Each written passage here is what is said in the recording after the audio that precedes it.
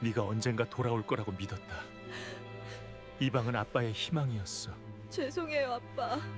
너무 늦었어요. 엄마, 이거 드셔야 해요. 제발.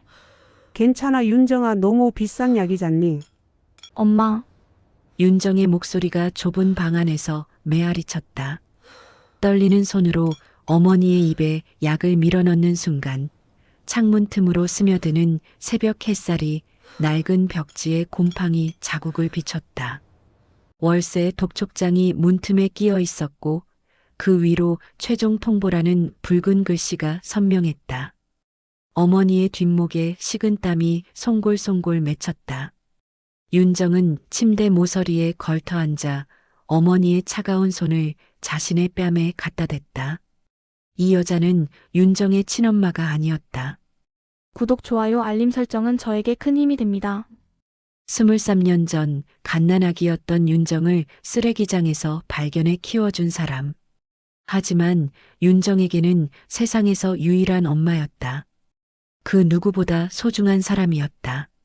병원에서는 더 이상 외상 진료를 해줄 수 없다고 통보했다. 밀린 치료비만 해도 수백만 원. 정밀 검사는 엄두도 내지 못했다. 그저 약국에서 산 진통제로 어머니의 고통을 덜어주는 것이 고작이었다. 윤정은 매일 아침 어머니의 약을 챙기고 물을 떠다 드리고 이불을 개고 그리고는 문을 닫고 나왔다. 오전에는 시장 청소를 했다. 새벽 5시부터 시작해 아침 9시까지 생선 비린내와 썩은 채소 냄새가 뒤섞인 곳에서 걸레질을 했다. 손은 거칠어졌고 허리는 끊어질 듯 아팠다. 하루 4시간 일하면 4만 5천 원.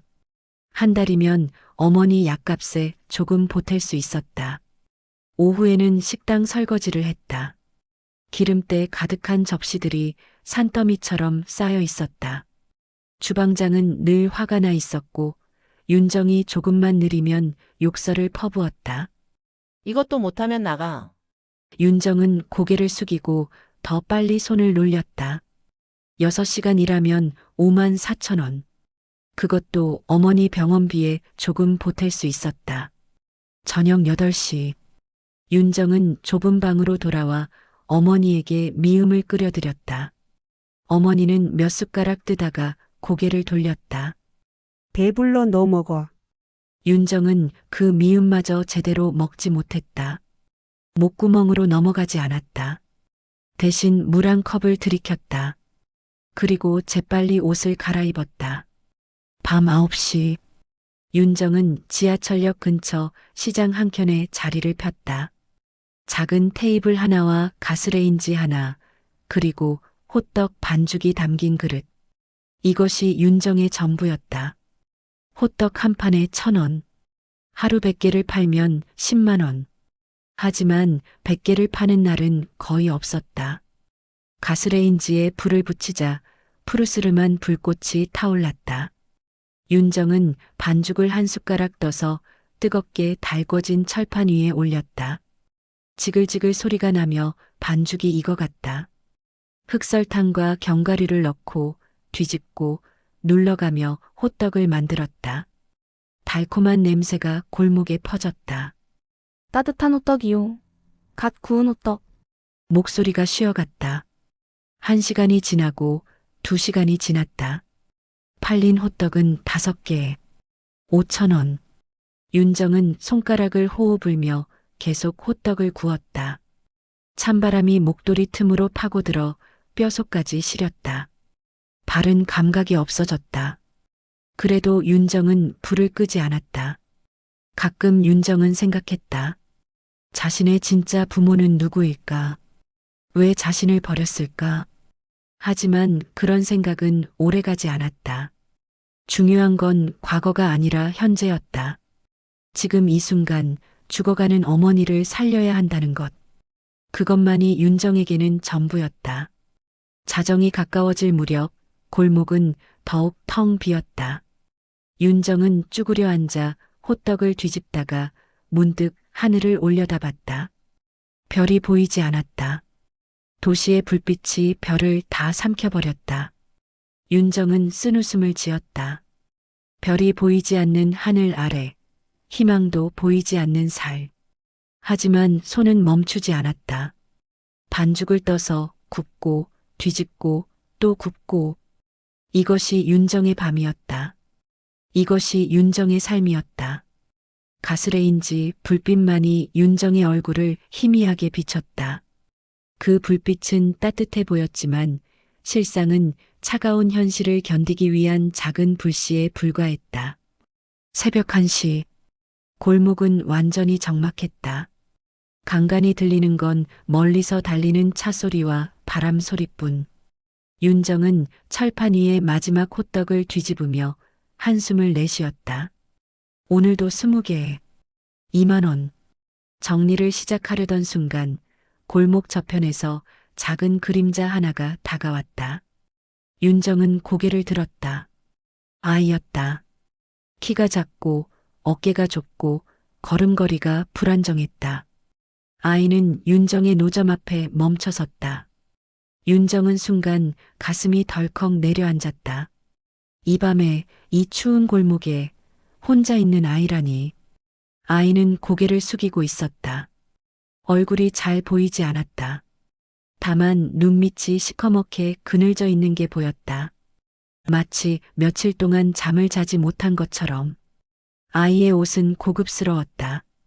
브랜드 로고가 박힌 패딩과 깨끗한 운동화.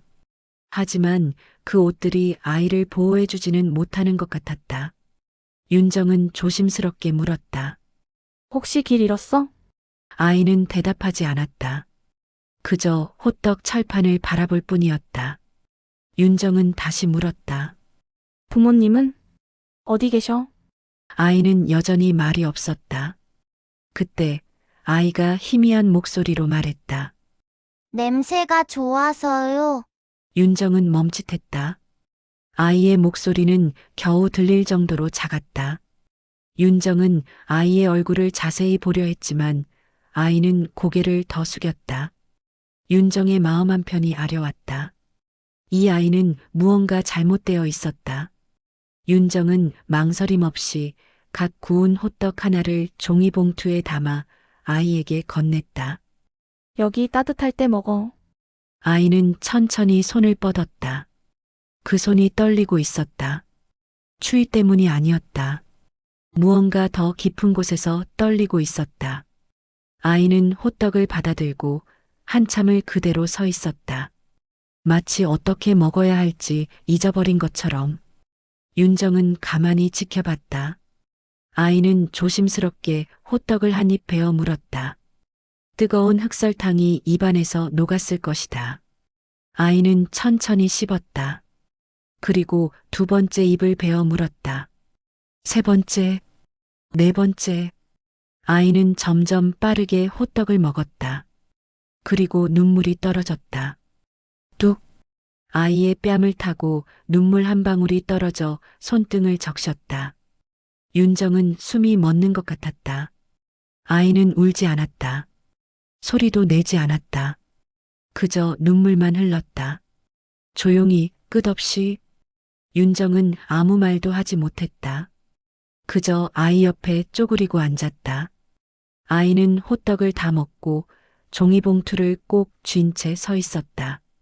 윤정은 조심스럽게 물었다. 집이 어디야? 데려다 줄까? 아이는 고개를 저었다.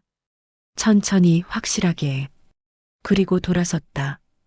윤정은 아이를 붙잡아야 할지 고민했다.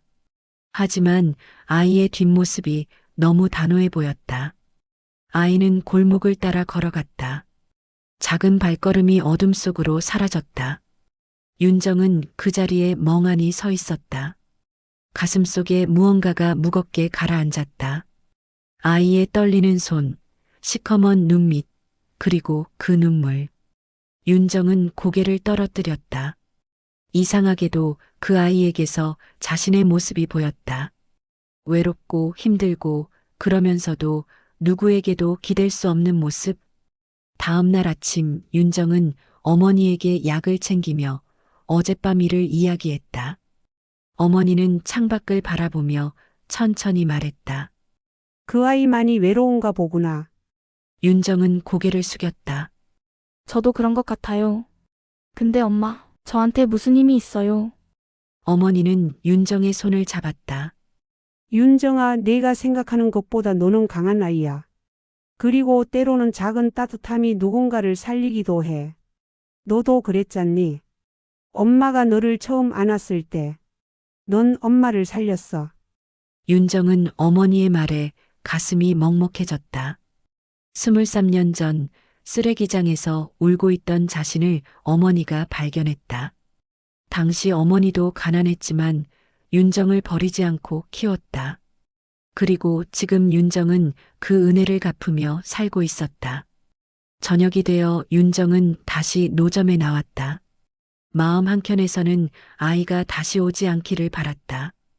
괜히 엮였다가 문제가 생길까 두려웠다. 부잣집 아이가 분명했다. 그런 아이와 엮이면 좋을 게 없었다. 하지만 9시가 넘자 아이가 나타났다. 어젯밤과 똑같은 자리에 똑같은 모습으로. 윤정은 가슴이 철렁했다. 아이는 여전히 고개를 숙이고 있었다. 윤정은 호떡을 굽던 손을 멈췄다. 너 또 왔구나. 아이는 대답하지 않았다. 그저 윤정을 바라볼 뿐이었다. 윤정은 망설였다.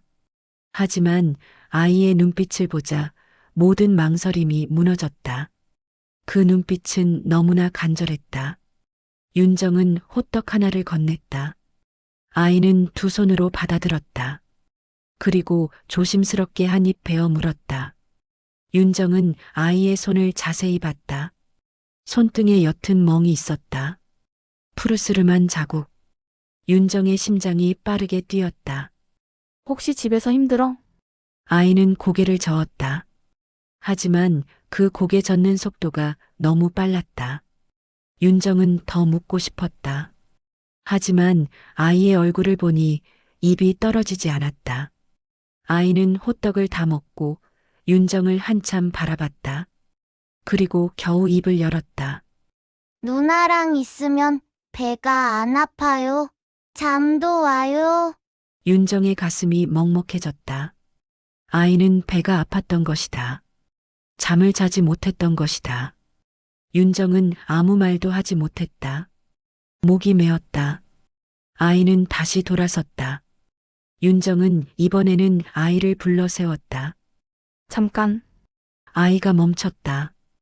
윤정은 호떡 2개를 더 싸서 건넸다. 이거 내일 아침에 먹어. 아이는 호떡을 받아들고 처음으로 미소를 지었다. 아주 작고 희미한 미소. 하지만 분명한 미소였다. 윤정은 그 미소를 보고 가슴 한편이 따뜻해지는 걸 느꼈다. 동시에 이상한 감정이 밀려왔다. 마치 이 아이와 자신이 어떤 식으로든 연결되어 있는 것 같은 느낌. 사흘째 되는 밤 아이는 어김없이 나타났다. 이번에는 조금 일찍 10시쯤. 윤정은 아이를 보자마자 알아챘다. 오늘은 뭔가 다르다. 아이의 걸음이 더 느렸다. 고개가 더 숙여져 있었다. 윤정은 호떡을 굽다 말고 아이에게 다가갔다. 무슨 일 있어? 윤정의 목소리는 부드러웠다. 아이는 고개를 저었다. 하지만 몸이 미세하게 떨리고 있었다. 윤정은 아이의 손을 잡았다. 차가웠다. 얼음장처럼. 윤정은 아이를 노점 옆 작은 의자에 앉혔다. 아이는 호떡을 받아들고 한참을 그대로 있었다. 먹지도 않고 움직이지도 않고. 윤정은 걱정이 되어 아이의 얼굴을 들여다봤다. 그리고 발견했다. 아이의 손등에 있는 멍이 어제보다 더 진해져 있었다. 손목에도 자국이 있었다. 윤정의 온몸에 소름이 돋았다. 누가 이런 짓을 한 거야? 윤정의 목소리가 떨렸다. 아이는 여전히 대답하지 않았다. 윤정은 아이 옆에 앉았다. 한참을 아무 말 없이 있다가 조심스럽게 물었다. 이름이 뭐야? 아이는 잠시 망설이다가 작게 말했다. 도윤이요. 윤정은 고개를 끄덕였다. 도윤이구나. 나는 윤정이야. 김윤정. 도윤은 윤정을 바라봤다. 그리고 천천히 입을 열었다. 윤정 누나? 윤정은 미소를 지었다. 응, 윤정 누나. 도윤은 그 이름을 몇 번 되뇌었다. 마치 새로운 단어를 배우는 것처럼. 도윤아, 누나가 도와줄 수 있는 게 있을까? 도윤은 고개를 저었다. 하지만 입술이 떨렸다. 말하고 싶지만 말할 수 없는 무언가가 있었다. 윤정은 더 이상 묻지 않았다. 대신 자신의 목도리를 풀어 도윤의 목에 둘러줬다. 추우면 안 돼. 도윤은 목도리를 만지며 윤정을 바라봤다. 그리고 겨우 말했다. 누나 고마워요. 누나 호떡 냄새 맡으면 무서운 게 없어져요. 윤정의 눈시울이 뜨거워졌다. 이 아이는 무언가로부터 도망치고 있었다. 윤정은 도윤의 머리를 쓰다듬었다. 언제든지 와. 누나는 여기 있을게. 도윤은 윤정의 손을 꼭 잡았다.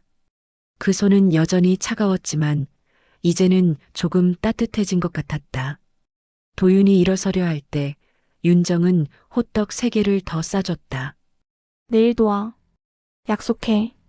도윤은 고개를 끄덕였다. 윤정은 도윤의 뒷모습이 완전히 사라질 때까지 지켜봤다. 가슴 한편이 무거웠다. 이 아이를 어떻게 해야 할까? 그리고 문득 생각이 들었다. 혹시 이 아이와 자신이 같은 운명을 가지고 있는 건 아닐까? 버려진 아이, 외로운 아이, 도움이 필요한 아이. 한도영 회장은 서재에 앉아 보고서를 읽고 있었다. 손자 도윤의 행적에 관한 보고서. 경호팀장이 긴장한 얼굴로 서 있었다. 회장님, 도윤 도련님께서 밤마다 몰래 외출하고 계십니다. 한도영의 눈빛이 차갑게 가라앉았다. 어디로? 경호팀장은 사진 한 장을 내밀었다. 사진 속에는 허름한 골목, 작은 노점, 그리고 호떡을 굽고 있는 젊은 여자가 있었다. 한도영은 사진을 자세히 들여다봤다. 이 여자가 누구지? 신원을 파악했습니다. 김윤정, 23. 가족으로는 중병을 앓고 있는 어머니 한 분. 시장 청소와 식당 설거지를 하며 밤에는 호떡 장사를 합니다. 빚이 많고 생계가 어려운 것으로 파악됩니다. 한도영은 사진 속 여자의 얼굴을 오래 들여다봤다. 무언가가 이상했다. 그 얼굴이 낯익었다. 한도영은 서랍을 열어 오래된 사진 한 장을 꺼냈다. 23년 전 실종된 딸의 사진. 갓난아기였던 딸. 한도영의 손이 떨렸다. 사진 속 여자와 실종된 딸의 얼굴이 겹쳐 보였다. 눈매, 코, 입술의 모양. 한도영은 숨을 깊이 들이마셨다. 이 여자의 출생 기록을 찾아봐. 경호팀장은 고개를 끄덕이고 나갔다. 한도영은 혼자 남아 두 사진을 번갈아 보았다. 23년 전 딸이 유괴되었다. 경찰은 몇 달 동안 수사했지만 결국 찾지 못했다. 한도영은 모든 재산을 들여 딸을 찾으려 했지만 허사였다. 그리고 세월이 흘렀다.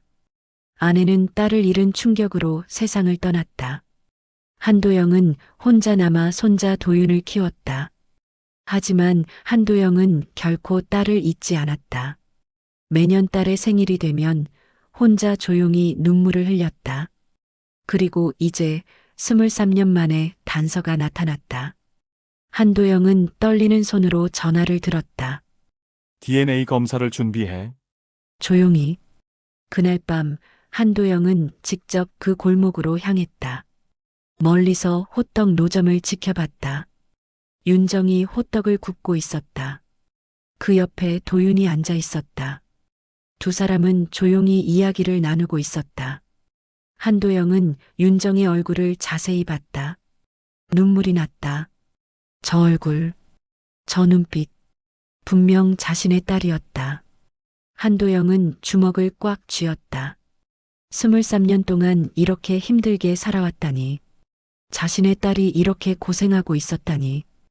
한도영은 곧바로 다가가고 싶었다. 하지만 참았다. 확실한 증거가 필요했다. 그리고 무엇보다 윤정이 이 사실을 알았을 때 어떻게 반응할지 걱정되었다. 한도영은 차로 돌아갔다. 경호팀장에게 지시했다. 김윤정의 DNA 샘플을 구해. 머리카락이든 뭐든. 그리고 절대 들키지 마. 며칠 후 결과가 나왔다. 경호팀장이 서류를 들고 왔다. 회장님 일치합니다. 99.9% 친자 관계입니다. 한도영은 서류를 받아들고 한참을 바라봤다. 그리고 눈물을 흘렸다. 딸을 찾았다. 23년 만에. 하지만 기쁨과 동시에 죄책감이 밀려왔다. 딸이 이렇게 고생하는 동안 자신은 무엇을 했는가? 딸을 찾지 못한 것도 모자라 딸이 이렇게 가까이 있었는데도 몰랐다. 한도영은 결심했다. 딸을 집으로 데려와야 한다. 하지만 조심스럽게 윤정이 충격을 받지 않도록 한도영은 계획을 세우기 시작했다. 윤정의 휴대폰이 새벽 4시에 울렸다. 잠에서 깬 윤정은 허겁지겁 전화를 받았다. 여보세요? 수화기 너머로 들려온 건 응급실 간호사의 목소리였다. 보호자이신가요? 환자분 상태가 급격히 악화되셨습니다. 빨리 오셔야 할 것 같습니다. 윤정은 옷을 걸치고 뛰쳐나갔다. 새벽 거리는 텅 비어 있었고 택시를 잡을 수도 없었다. 윤정은 그냥 뛰었다. 숨이 차고 다리가 후들거렸지만 멈추지 않았다. 병원까지 30분 거리를 20분 만에 도착했다. 응급실 문을 박차고 들어간 윤정의 눈앞에는 산소 마스크를 쓴 어머니가 있었다. 엄마, 윤정은 어머니의 손을 잡았다. 차갑고 축축했다. 어머니는 가까스로 눈을 떴다. 윤정을 보자 미소를 지으려 했지만 입술만 떨릴 뿐이었다. 의사가 다가왔다. 보호자분, 잠깐 이야기 좀 하시죠.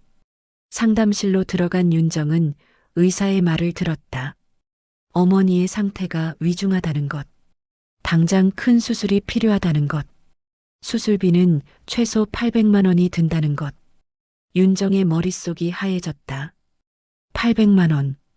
윤정이 몇 년을 일해도 모을 수 없는 돈. 수술을 안 하면요? 윤정의 목소리가 떨렸다. 의사는 고개를 저었다.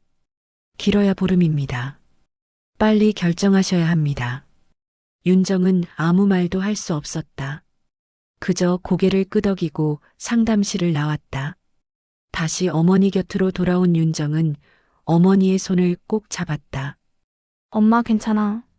내가 다 해결할게. 수술비 꼭 마련할게. 어머니는 고개를 저으며 힘겹게 말했다. 윤정아, 엄마는 충분히 행복했어. 너를 키운 것만으로도. 윤정은 눈물을 억지로 참았다. 엄마 그런 말 하지 마. 엄마는 나한테 전부야. 엄마 없으면 난 안 돼. 어머니는 윤정의 뺨을 쓰다듬었다. 윤정아, 넌 강한 아이야. 혼자서도 잘 살 수 있어. 병원을 나온 윤정은 곧바로 시장으로 향했다. 청소 일을 하고 식당으로 가서 설거지를 했다. 손은 물에 불어 갈라졌고 허리는 끊어질 듯 아팠다. 하지만 멈출 수 없었다. 저녁이 되자 노점으로 갔다. 호떡을 굽기 시작했다. 밤 10시가 되자 도윤이 나타났다. 윤정은 도윤을 보고 겨우 미소를 지었다. 도윤아, 왔구나. 도윤은 윤정의 얼굴을 자세히 봤다. 평소와 달랐다. 눈이 퉁퉁 부어 있었고 얼굴이 창백했다. 도윤은 조심스럽게 물었다. 누나 울었어요? 윤정은 고개를 저었다. 아니야. 그냥 먼지 들어갔어. 하지만 목소리가 떨렸다. 도윤은 윤정의 손을 잡았다. 누나 힘들어요? 윤정은 대답하지 못했다. 대답하면 눈물이 쏟아질 것 같았다. 도윤은 윤정 옆에 가만히 앉아 있었다. 말도 하지 않고 움직이지도 않고 그저 함께 있었다. 윤정은 호떡을 굽으며 가끔 도윤을 바라봤다. 이 작은 아이가 자신을 걱정하고 있다는 게 느껴졌다. 1시간쯤 지나 도윤이 조심스럽게 입을 열었다. 누나 나도 엄마 없어요. 윤정은 손을 멈추고 도윤을 바라봤다. 도윤은 계속 말했다. 엄마가 나 낳고 돌아가셨대요. 그래서 할아버지가 키우셨어요. 윤정은 도윤의 손을 잡았다. 미안해, 도윤아. 누나가 몰랐어. 도윤은 고개를 저었다. 괜찮아요. 나도 엄마 얼굴 몰라요.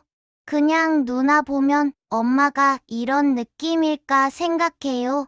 윤정의 눈에서 눈물이 주르르 흘렀다. 도윤은 윤정의 눈물을 닦아주며 말했다. 누나, 울지 마요. 누나 우는 거 보면 내 가슴도 아파요.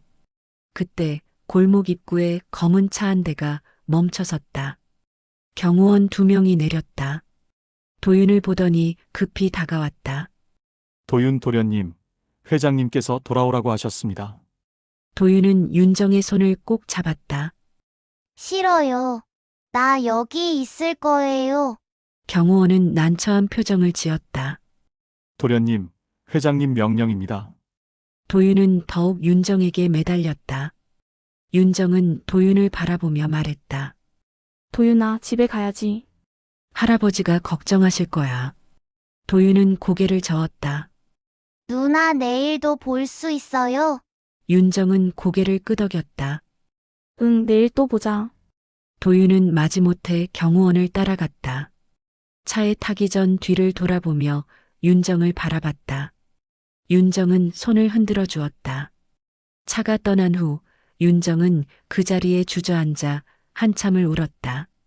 한편 한도영은 저택 서재에서 도윤을 기다리고 있었다. 도윤이 들어오자 한도영은 부드러운 목소리로 말했다. 도윤아, 앉아라. 도윤은 긴장한 얼굴로 의자에 앉았다. 도윤아, 그 누나 김윤정이라고 했지? 한도영이 물었다. 도윤은 고개를 끄덕였다. 한도영은 잠시 망설이다가 말했다. 할아버지가 그 누나에 대해 알아봤단다. 도윤의 얼굴이 창백해졌다. 할아버지, 누나한테 나쁜 짓 안 하실 거죠? 한도영은 고개를 저었다. 아니다. 오히려 도와주고 싶구나. 한도영은 도윤에게 윤정의 상황을 설명했다. 어머니가 위독하다는 것, 수술비가 필요하다는 것. 도윤은 눈물을 흘렸다. 할아버지, 누나 도와주세요. 제발요. 한도영은 도윤의 머리를 쓰다듬었다. 그럴 생각이다. 하지만 조심스럽게 접근해야 한다. 그 누나가 우리 도움을 거부할 수도 있거든. 도윤은 한도영을 바라봤다. 할아버지가 왜 갑자기 누나를 도우려고 하세요? 한도영은 깊은 한숨을 내쉬었다. 아직은 진실을 말할 때가 아니었다. 할아버지도 그 누나를 보니 옛날 생각이 나서 그래. 다음 날 한도영은 병원을 찾았다. 윤정의 어머니가 입원한 병원. 한도영은 원장을 만나 조용히 지시했다. 김윤정이라는 환자의 보호자가 있습니다. 그 환자의 모든 치료비를 제가 부담하겠습니다. 하지만 절대 누가 낸 건지 밝히지 마십시오. 원장은 놀란 표정으로 한도영을 바라봤다. 회장님, 그게 한도영은 단호하게 말했다. 익명으로 처리해 주십시오. 그리고 최고의 의료진을 배정하십시오. 그날 저녁 윤정은 병원에서 연락을 받았다. 보호자님, 익명의 기부자가 환자분의 수술비를 전액 지원하기로 했습니다.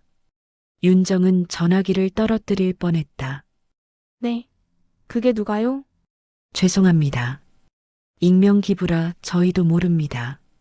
다만 수술은 내일 바로 진행할 수 있습니다. 윤정은 눈물을 흘리며 감사하다고 몇 번이나 말했다. 하지만 동시에 의구심이 들었다. 누가 자신을 도와준 걸까? 윤정은 문득 도윤의 얼굴이 떠올랐다. 혹시 도윤의 할아버지? 하지만 확신할 수 없었다.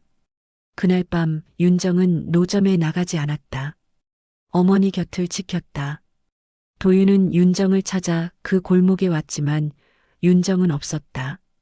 도윤은 빈 노점 자리를 바라보며 한참을 서 있었다. 경호원이 말했다. 도련님 돌아가시죠. 도윤은 고개를 저었다. 조금만 더요. 누나 올지도 몰라요. 하지만 윤정은 오지 않았다. 도윤은 마지못해 집으로 돌아갔다. 그날 밤 도윤은 잠을 이루지 못했다. 윤정이 걱정되었다. 윤정의 어머니 수술은 다음 날 아침 일찍 시작되었다. 윤정은 수술실 밖에서 기도하듯 두 손을 모았다. 6시간이 지나고 7시간이 지났다. 윤정은 초조함에 복도를 왔다 갔다 했다. 그때 누군가 윤정의 어깨를 톡 쳤다. 윤정이 돌아보니 도윤이 서 있었다. 도윤의 손에는 따뜻한 음료수가 들려 있었다. 누나 이거 마셔요. 오늘 아침부터 아무것도 안 먹었죠? 윤정은 도윤을 보자 눈물이 났다. 도윤아, 어떻게 여기까지? 도윤은 윤정의 손에 음료수를 쥐어주며 말했다. 할아버지한테 부탁했어요. 누나 혼자 여기 있으면 안 될 것 같아서. 윤정은 도윤을 꼭 안았다. 고마워, 도윤아. 정말 고마워. 도윤은 윤정의 품에서 말했다. 누나, 엄마 꼭 나으실 거예요. 나도 기도할게요. 두 사람은 수술실 밖 의자에 나란히 앉아 기다렸다. 도윤은 윤정의 손을 꼭 잡고 있었다. 윤정은 그 작은 손의 온기가 큰 위로가 되었다. 마침내 수술실 문이 열렸다. 의사가 나왔다. 윤정은 달려가 물었다. 어떻게 됐어요? 의사는 마스크를 벗으며 미소를 지었다. 성공했습니다. 정말 기적 같은 일이에요. 환자분 생명력이 대단하시네요. 윤정은 그 자리에 주저앉아 울었다. 도윤도 윤정 옆에 앉아 함께 울었다. 두 사람은 한참을 그렇게 울다가 서로를 바라보며 웃었다. 어머니가 회복실로 옮겨진 후 윤정과 도윤은 복도 벤치에 앉아 있었다. 도윤이 조심스럽게 물었다. 누나, 엄마는 진짜 엄마 아니죠? 윤정은 놀라서 도윤을 바라봤다. 너 어떻게 알았어? 도윤은 말했다. 할아버지가 누나에 대해 조사했대요. 그래서 알았어요. 누나가 쓰레기장에서 발견됐다는 거. 윤정은 고개를 숙였다. 그래, 내 진짜 부모는 날 버렸어. 근데 지금 엄마가 날 주워서 키워주셨어. 나한테는 그 엄마가 전부야. 도윤은 윤정의 손을 잡았다. 누나 진짜 부모 찾고 싶어요. 윤정은 고개를 저었다. 아니, 이미 엄마가 있는데 뭐하러 찾아. 날 버린 사람들은 이제 나한테 아무 의미 없어. 도윤은 뭔가 말하려다가 참았다. 할아버지가 비밀을 지키라고 했다. 아직은 때가 아니라고. 도윤은 그저 윤정의 손을 더 꼭 잡았다. 그때 복도 끝에서 한도영이 나타났다. 윤정은 한도영을 보고 일어섰다. 한도영은 천천히 다가와 윤정을 바라봤다. 윤정은 긴장한 얼굴로 말했다. 혹시 회장님께서 저희 어머니 수술비를... 한도영은 잠시 망설이다가 고개를 끄덕였다. 그렇소? 윤정은 깊게 고개를 숙였다. 정말 감사합니다. 평생 이 은혜 잊지 않겠습니다. 꼭 갚겠습니다. 한도영은 윤정의 어깨에 손을 올렸다. 빚이 아니오. 그냥 해야 할 일을 했을 뿐이오. 한도영의 목소리가 떨렸다. 윤정은 한도영의 눈을 보았다. 그 눈에는 뭔가 복잡한 감정이 담겨 있었다. 김윤정, 한도영이 윤정의 이름을 불렀다. 나와 할 이야기가 있어. 어머니가 회복하시면 내 집무실로 와주겠소? 윤정은 고개를 끄덕였다. 네, 회장님. 한도영은 도윤을 바라보며 말했다. 도윤아, 윤정 누나 잘 모셔드려라. 도윤은 밝게 대답했다. 네, 할아버지. 한도영이 떠난 후 윤정은 도윤에게 물었다. 도윤아, 내 할아버지가 왜 우리를 도와주시는 걸까? 도윤은 잠시 망설이다가 대답했다. 할아버지는 좋은 분이에요. 그리고 누나를 좋아하시는 것 같아요. 윤정은 고개를 갸우뚱했다. 뭔가 이상했다. 한도영 회장의 눈빛이 그냥 동정이나 호의가 아닌 것 같았다. 더 깊은 무언가가 있는 것 같았다. 며칠 후 어머니가 회복실에서 일반 병실로 옮겨졌다. 어머니는 윤정을 보며 미소를 지었다. 윤정아, 엄마가 살았네. 윤정은 어머니의 손을 잡으며 울었다. 엄마 정말 다행이에요. 어머니는 윤정의 머리를 쓰다듬었다. 윤정아, 엄마가 할 말이 있어. 윤정은 어머니를 바라봤다. 어머니는 천천히 입을 열었다. 윤정아, 너를 처음 발견했을 때 내 옷에 뭔가 적혀 있었어. 윤정은 눈이 커졌다. 뭐가 적혀 있었는데요? 어머니는 힘겹게 말했다. 한수진, 그리고 날짜 23년 전 오늘. 윤정은 숨이 멎는 것 같았다. 한수진이요? 그게 제 이름이에요? 어머니는 고개를 끄덕였다. 아마도 내 진짜 이름이었을 거야. 근데 엄마는 내가 새로운 삶을 살길 바라서 윤정이라고 지었어. 윤정은 한참을 멍하니 있었다. 한수진. 그 이름이 낯설면서도 익숙하게 느껴졌다. 윤정은 어머니에게 물었다. 엄마 그 옷은 아직 있어요? 어머니는 고개를 끄덕였다. 집 장롱 제일 깊숙한 곳에 보관해뒀어. 언젠가 내가 알아야 할 것 같아서. 윤정은 집으로 달려가 장롱을 뒤졌다. 그리고 오래된 천보자기에 쌓인 아기 옷을 발견했다. 고급스러운 천, 그리고 작은 자수로 새겨진 이름. 한수진. 윤정은 그 옷을 꼭 안고 한참을 울었다. 한수진. 그것이 자신의 원래 이름이었다. 그렇다면 자신의 성은 한씨였다. 윤정은 문득 생각했다. 한도영 회장. 혹시 윤정은 고개를 저었다. 말도 안 되는 생각이었다. 하지만 가슴 한편이 두근거렸다. 뭔가 중요한 진실이 곧 밝혀질 것 같은 예감이 들었다. 일주일 후 어머니가 안정을 되찾자 윤정은 한도영의 집무실을 찾았다. 거대한 건물, 화려한 인테리어, 그리고 넓은 집무실. 윤정은 긴장한 얼굴로 들어갔다. 한도영은 창가에 서서 밖을 바라보고 있었다. 윤정이 들어오자 천천히 돌아섰다. 앉으시오, 김윤정. 윤정은 조심스럽게 의자에 앉았다. 한도영은 책상으로 가서 오래된 상자 하나를 꺼냈다. 그리고 윤정 앞에 놓았다. 이걸 보시오. 윤정은 상자를 열었다. 안에는 갓난아기 사진, 탯줄 도장, 그리고 DNA 검사 결과서가 들어 있었다. 윤정은 DNA 검사 결과서를 펼쳤다. 그리고 눈이 커졌다.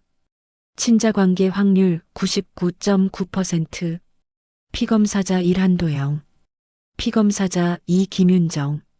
윤정은 손이 떨렸다. 이게 무슨... 한도영은 윤정 앞에 무릎을 꿇었다. 수진아, 내 딸 수진아. 윤정은 뒤로 물러섰다. 아니에요. 이건 실수예요. 제 이름은 김윤정이에요. 한도영은 눈물을 흘리며 말했다. 아니요. 당신의 본명은 한수진이요. 내 딸이요. 23년 전 유괴범에게 빼앗긴 내 딸.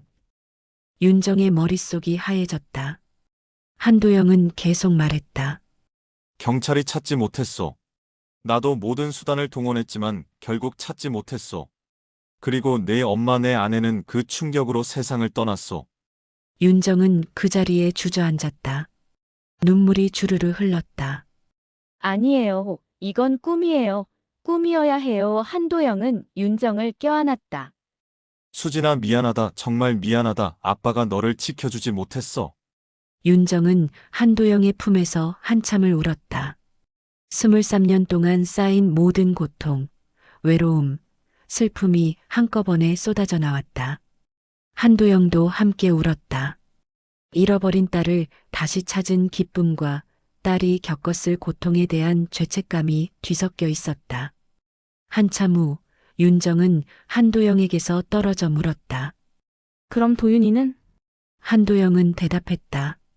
내 남동생의 아들이다. 내 조카지. 윤정은 놀라서 물었다. 제게 남동생이 있었어요? 한도영은 고개를 끄덕였다. 그래. 수진이 네가 사라진 후 2년 뒤에 태어났다. 내 엄마가 너를 잃은 슬픔을 이기려고 다시 아이를 가졌지. 하지만 출산 후 얼마 안 가 세상을 떠났어. 한도영은 계속 말했다. 내 남동생 수호는 너를 찾는데 평생을 바쳤다. 하지만 결국 찾지 못하고 3년 전 사고로 세상을 떠났어. 도윤이를 남겨두고. 윤정은 가슴이 미어지는 것 같았다. 자신이 모르는 사이에 가족들이 얼마나 고통받았을까. 윤정은 떨리는 목소리로 물었다. 그럼 지금 키워주신 엄마는요? 한도영은 윤정의 손을 잡았다. 그분은 내게 진짜 엄마야. 혈육은 아니지만 내가 가장 힘들 때 너를 키워주신 분이야. 나도 그분께 평생 감사할 거다. 윤정은 한도영을 바라봤다. 저 어떻게 해야 해요? 전 김윤정으로 23년을 살았어요. 갑자기 한수진이 되라고 하면 한도영은 윤정의 두 손을 꼭 잡았다. 천천히 해도 된다. 네가 준비될 때까지 기다릴게. 다만 이제는 아빠가 너를 지켜줄 수 있게 해다오. 제발. 윤정은 한도영의 눈을 바라봤다. 그 눈에는 진심이 가득했다. 윤정은 천천히 고개를 끄덕였다. 시간을 주세요. 저도 이 모든 걸 받아들이는데 시간이 필요해요. 한도영은 미소를 지었다. 고맙다, 수진아. 아니, 윤정아. 네가 원하는 이름으로 불러줄게. 윤정은 눈물을 닦으며 말했다. 아직은 윤정이로 불러주세요. 한수진은 아직 낯설어요. 한도영은 고개를 끄덕였다. 알겠다. 그럼 윤정아, 이제 집으로 가자. 내 집으로. 윤정은 놀라서 물었다. 저희 집이요? 한도영은 미소를 지었다. 아니, 우리 집. 내가 태어난 집 말이야. 한도영은 윤정을 저택으로 데려갔다. 거대한 정원, 웅장한 건물. 윤정은 압도되었다. 이곳이 자신이 태어난 곳이라니. 믿기지 않았다. 현관문을 열자 도윤이 달려나왔다. 누나, 도윤은 윤정을 꼭 안았다. 윤정은 도윤을 안으며 물었다. 도윤아, 너 알고 있었어? 도윤은 고개를 끄덕였다. 할아버지가 말씀해 주셨어요. 누나가 우리 고모라는 거. 그래서 더 좋아요. 이제 누나랑 진짜 가족이 된 거잖아요. 윤정은 도윤을 꼭 안았다. 그래, 우리 이제 진짜 가족이네. 도윤은 윤정의 손을 잡고 집안을 구석구석 보여줬다. 누나, 여기가 누나 방이었대요. 할아버지가 그대로 보관하고 계셨어요. 윤정은 도윤이 가리키는 방으로 들어갔다. 방 안에는 아기 침대, 장난감, 그리고 벽에 걸린 아기 사진들이 있었다. 윤정은 사진 속 아기를 바라봤다. 저게 자신이었다. 옷장을 열자 작은 아기 옷들이 가지런히 정리되어 있었다. 윤정은 옷 한 벌을 꺼내 들었다. 고급스러운 천, 부드러운 감촉. 윤정은 그 옷을 안고 한참을 울었다. 한도영이 방에 들어왔다. 내 엄마가 내가 태어나기 전부터 하나하나 준비했던 거야. 너를 얼마나 기다렸는지. 한도영의 목소리가 떨렸다. 윤정은 한도영을 바라보며 물었다. 엄마는 어떤 분이셨어요? 한도영은 미소를 지었다. 따뜻한 사람이었지. 너처럼. 항상 남을 먼저 생각하고 베푸는 걸 좋아했어. 너는 정말 내 엄마를 닮았구나. 윤정은 눈물을 흘렸다. 만나보고 싶었어요, 진짜 엄마. 한도영은 윤정을 안았다. 내 엄마도 하늘에서 너를 보고 있을 거야. 얼마나 자랑스러워할까. 이렇게 훌륭하게 자란 딸을. 며칠 후 한도영은 윤정의 양어머니를 저택으로 초대했다. 어머니는 휠체어에 앉아 저택에 들어섰다. 주변을 둘러보며 놀란 표정을 지었다. 한도영은 어머니 앞에 무릎을 꿇었다. 어머니, 제 딸을 살려주셔서 정말 감사합니다. 평생 이 은혜를 잊지 않겠습니다. 어머니는 당황하며 말했다. 아니에요, 회장님. 전 그냥 할 일을 했을 뿐이에요. 한도영은 고개를 저었다. 아니십니다. 어머니께서는 제가 하지 못한 일을 해주셨습니다. 제 딸에게 사랑을 주셨습니다. 그 어떤 것보다 소중한 선물을. 어머니는 눈물을 흘렸다. 윤정이는 제 삶의 전부였어요. 그 아이 덕분에 전 행복했어요. 한도영은 어머니의 손을 잡았다. 이제부터 어머니께서도 저희 가족입니다. 제가 어머니를 모시겠습니다. 어머니는 고개를 저었다. 회장님, 전 괜찮아요. 한도영은 단호하게 말했다. 아니십니다. 어머니는 제 딸의 엄마이십니다. 그리고 이제 저의 어머니이기도 하십니다. 윤정은 두 사람을 바라보며 울었다. 자신에게 두 명의 부모가 생긴 것 같았다. 혈육으로 연결된 아버지와 사랑으로 연결된 어머니. 한도영은 어머니를 위해 저택 내에 특별한 방을 마련했다. 최고의 의료 장비와 간병인을 배치했다. 어머니는 처음에는 부담스러워했지만 윤정이 설득했다. 엄마 받아들여요. 이건 우리가 받을 자격이 있는 거예요. 윤정은 이제 두 집을 오가며 살았다. 낮에는 저택에서 도윤과 시간을 보내고 저녁에는 양어머니 곁을 지켰다.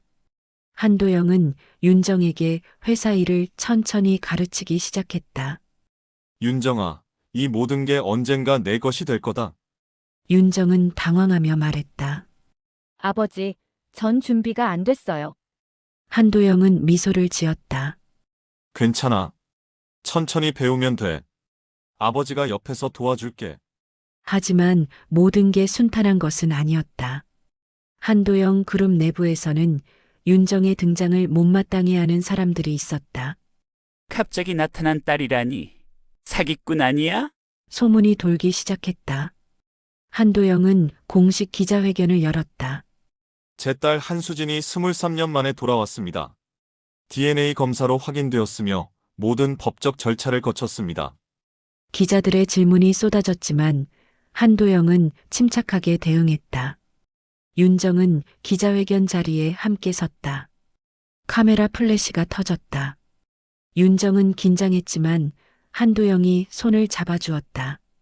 괜찮아, 아빠가 있어. 기자 중 한 명이 물었다. 한수진 씨, 갑자기 재벌가의 딸이 된 기분이 어떠신가요? 윤정은 마이크 앞에 섰다. 저는 아직도 김윤정입니다. 한수진이라는 이름을 되찾았지만 제가 살아온 23년을 부정하지 않습니다. 저를 키워주신 어머니께 감사하고 저를 찾아주신 아버지께도 감사합니다. 윤정의 답변에 기자들은 잠시 조용해졌다. 그리고 박수가 터져나왔다. 윤정의 진심이 전해진 것이다. 계절이 바뀌어 봄이 왔다. 윤정은 이제 저택에서 편안하게 생활하고 있었다. 하지만 가끔 밤이 되면 그 골목, 그 작은 노점이 그리웠다. 어느 날 저녁 윤정은 한도영에게 말했다. 아버지, 제가 하고 싶은 게 있어요. 한도영은 관심을 보이며 물었다. 뭐냐? 윤정은 미소를 지었다. 호떡집을 하고 싶어요. 작은 가게요. 한도영은 놀란 표정을 지었다. 호떡집? 윤정은 고개를 끄덕였다. 네. 제가 가장 행복했던 순간이 호떡을 구울 때였어요. 사람들에게 따뜻함을 나눠줄 수 있어서 좋았어요. 한도영은 잠시 생각하더니 미소를 지었다.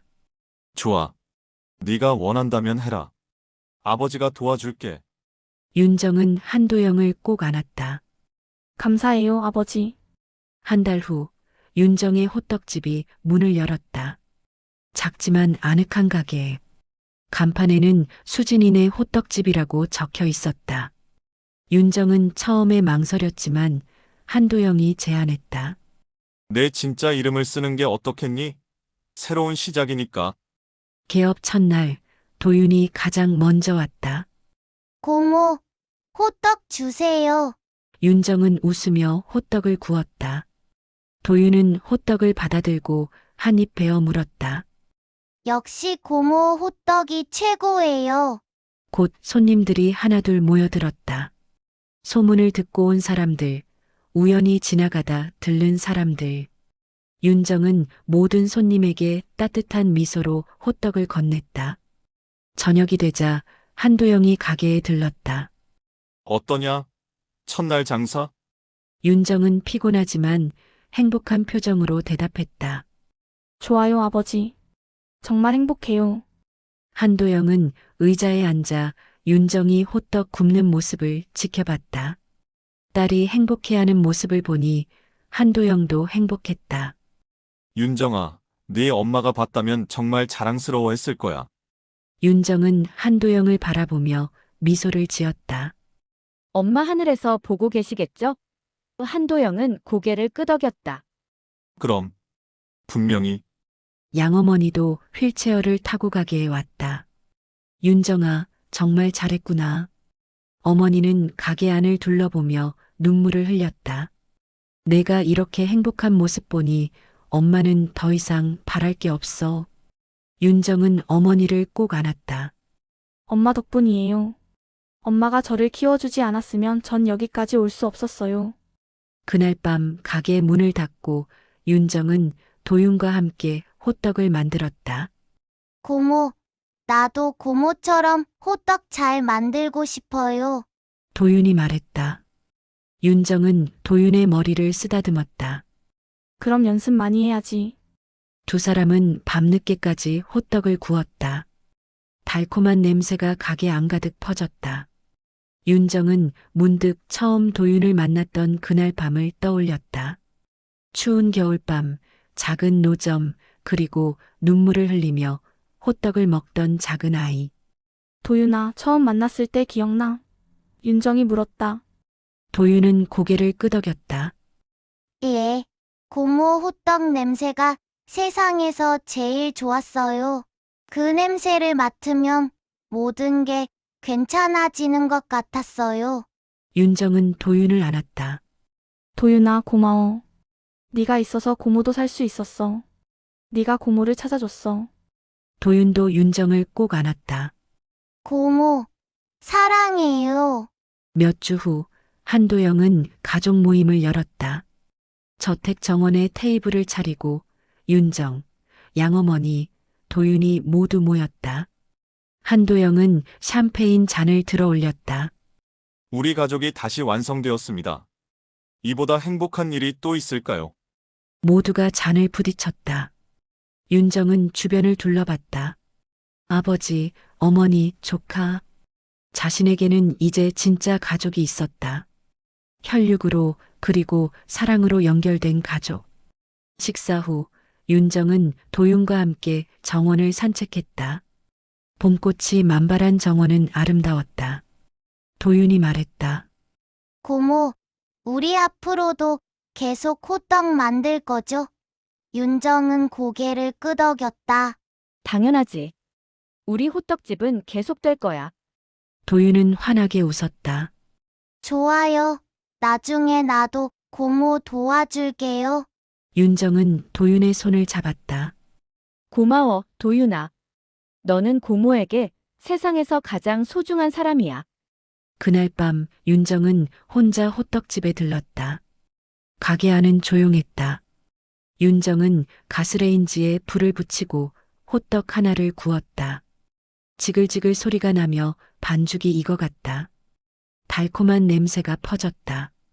윤정은 각 구운 호떡을 들고 밖으로 나갔다. 하늘을 올려다봤다. 별이 반짝이고 있었다. 윤정은 미소를 지으며 속삭였다. 엄마, 저 잘 지내고 있어요. 행복해요. 하늘에서 지켜봐 주세요. 바람이 불어왔다. 따뜻한 봄바람. 윤정은 호떡을 한 입 베어 물었다. 달콤하고 따뜻했다. 이 맛, 이 따뜻함. 이것이 윤정의 삶이었다. 윤정은 가게로 돌아가 문을 닫았다. 내일도 손님들이 올 것이다. 윤정은 그들에게 호떡을 구워줄 것이다. 따뜻함을 나눠줄 것이다. 그것이 윤정이 할 수 있는 일이었고, 윤정이 가장 행복한 일이었다. 집으로 돌아가는 길, 윤정은 도윤의 말을 떠올렸다. 고모 호떡 냄새가 내 세상을 살렸어요. 윤정도 같은 생각이었다. 호떡 냄새가 자신의 세상을 살렸다. 그리고 이제는 그 냄새로 다른 사람들의 세상도 살리고 싶었다. 저택에 도착하자 한도영이 현관에서 기다리고 있었다. 늦었구나. 윤정은 미소를 지었다. 네, 아버지. 가게 정리하느라. 한도영은 윤정의 어깨에 손을 올렸다. 수고했어, 딸. 윤정은 한도영을 안았다. 아버지, 사랑해요. 한도영도 윤정을 꼭 안았다. 나도 사랑한다, 내 딸. 두 사람은 한참을 그렇게 안고 있었다. 23년의 공백을 채우듯이. 그날 밤 윤정은 자신의 방에 누워 천장을 바라봤다. 참 많은 일이 있었다. 힘들고 외로운 시간들. 하지만 그 모든 시간이 지금 이 순간을 위한 것이었다. 윤정은 미소를 지으며 눈을 감았다. 꿈속에서 윤정은 어린 시절의 자신을 보았다. 쓰레기장에서 울고 있는 갓난아기. 그리고 그 아기를 안아주는 양어머니. 그 옆에는 진짜 어머니의 환영이 서 있었다. 두 어머니가 서로 미소를 지으며 고개를 끄덕였다. 마치 잘 부탁해요라고 말하는 것처럼. 윤정은 눈물을 흘리며 잠에서 깼다. 하지만 이번 눈물은 슬픔이 아니라 감사의 눈물이었다. 윤정은 창문을 열었다. 새벽 공기가 상쾌했다. 새로운 하루가 시작되고 있었다. 윤정은 자신의 손을 펼쳐봤다. 호떡을 굽느라 거칠어진 손. 하지만 이 손으로 많은 사람들에게 따뜻함을 전했다.